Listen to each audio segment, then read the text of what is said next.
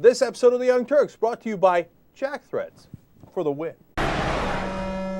Republicans are hypocritical, of course, on Weiner, and, you've got your David Vitters, and you've got all these other Republicans who've been caught in sex scandals. One of the guys who has is actually Rush Limbaugh.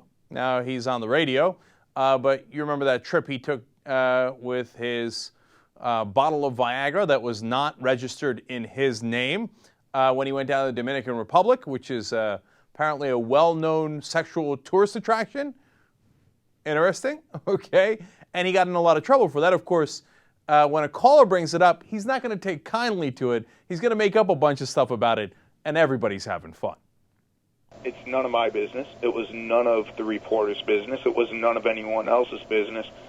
How is this different? I mean, you're talking about how smart everybody is. You tell us how smart you are every day.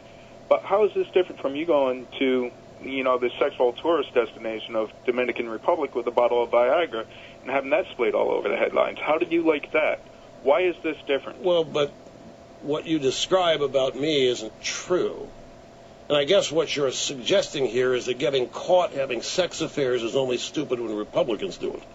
No. But I didn't. No, this, you're repeating internet rumors based in hatred and misinformation and typical brainlessness on the left. None of that which you described took place whatsoever. But you know what? Even if it had, it doesn't change what Weiner did. And it doesn't change the way Weiner has handled it. And it doesn't change what Bill Clinton did. And it doesn't change Bill Clinton lying under oath. It doesn't change any of the reprobate activities that the Democrats and leaders of that party have engaged in. It doesn't change a thing. Now, if you want to take refuge and if you want to seek comfort, you want to try to excuse this depravity by believing BS and believing lies and getting your jollies by calling here and repeating that stuff. You might as well have thrown in some of the quotes that I never said about slavery when trying to buy a part of the St. Louis Rams. But it's people like you who present the rest of us with the greatest challenge we have in saving the country. Because general glittering jewels of colossal ignorance like you and your hate-filled partisanship are primarily responsible. People just like you are primarily responsible for the precarious position this great nation finds itself in. Because you can't be counted on for genuine, decent citizenship. You can't be counted on to protect this country when it's under assault internally. You seek your jollies in false victories over your political enemies while your country is in the process of going down in flames. It's people like you that try to make excuses for reprobates like Weiner and Clinton and so forth, while immersing yourself in lies to make yourself feel good, that present a problem for the rest of us.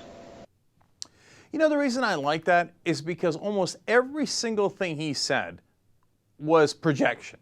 When he said, you get your jollies from these false victories in politics over your political opponents. But remember what Rush Limbaugh said initially about Obama? He says, I can't wait for him to fail. Because he gets his jollies from these false victories over his political opponents.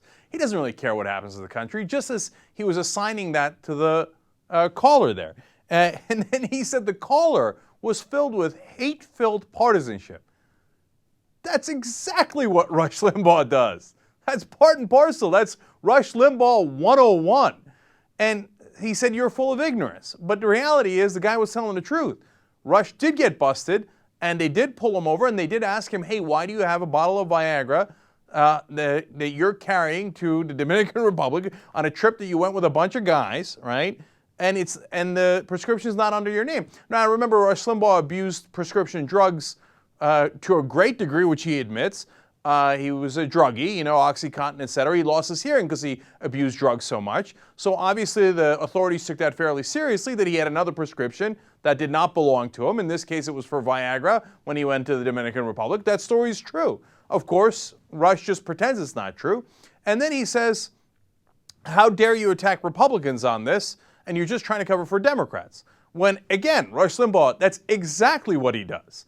Whenever the Republicans do it, oh, no, it's ridiculous. Shh, don't look at it. When I do it, no, don't look at my sexual tourism. Don't look at all the Viagra I had and I brought into the Dominican Republic to do God knows what.